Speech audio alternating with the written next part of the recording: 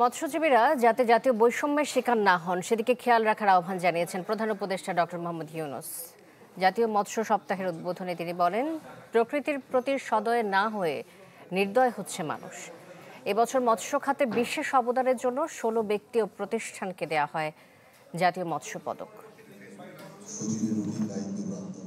অভয়াশ্রম গড়ে তুলি দেশি মাছে দেশ ভরি, এই প্রতিপাদ্যকে সামনে রেখে শুরু হলো জাতীয় মৎস্য সপ্তাহ ২০২৫। রাজধানীতে এক অনুষ্ঠানে মৎস্য সপ্তাহের উদ্বোধন করেন প্রধান উপদেষ্টা মোহাম্মদ ইউনূস। অনুষ্ঠানে মৎস্য খাতে বিশেষ অবদানের জন্য ১৬ জন ব্যক্তি ও প্রতিষ্ঠানকে দেয়া হয় জাতীয় মৎস্য পদক ২০২৫। বক্তব্যে প্রধান উপদেষ্টা বলেন, প্রকৃতির প্রতি সদয় না হয়ে নির্দয় হচ্ছে মানুষ।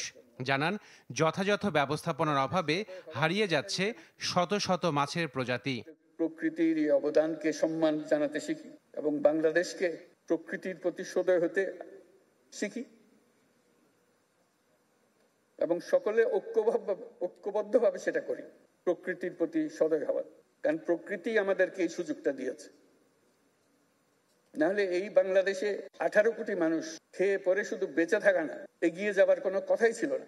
প্রকৃতি আমাদের সেই ব্যবস্থাটা করে দিয়েছে এবং আর সুযোগ সৃষ্টি করে দিয়েছে।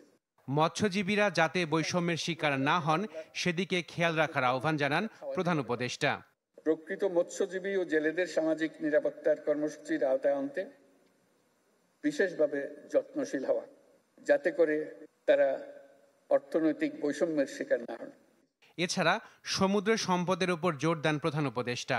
আহ্বান জানান, গভীর সমুদ্রে মাছ ধরার বিষয়টি পাঠ্যপুস্তকে অন্তর্ভুক্ত করার। আমরা এখনো সমুদ্রের জগতে প্রবেশ করতে পারিনি। সমুদ্র আমাদের জন্য অপেক্ষা করছে তার উপহার নিয়ে। আমরা সেই উপহারটা তার কাছ থেকে আনতে যেতে পারিনি এখনো। আমাদের জানতে হবে কি কি ধরনের মৎস্য সম্পদ এই সমুদ্রের পানির তলায় আছে। আমাদের বুঝতে হবে কেন আমরা এটা পারছি না। এই খাতটি আমাদের অর্থনীতির জন্য একটা নতুন বাংলাদেশ সৃষ্টি করতে পারে। সরকারের লক্ষ্য সারা দেশে কার্যকর ২০ থেকে ২৫ হাজার মাছের অভয়াশ্রম গড়ে তোলা, যাতে মাছের উৎপাদন বৃদ্ধি পায়। বর্তমানে আছে ৬৬৯টি অভয়াশ্রম। অভ্যন্তরীণ জলাশয়ে আশিকিন প্রিন্স, চ্যানেল 24, ঢাকা।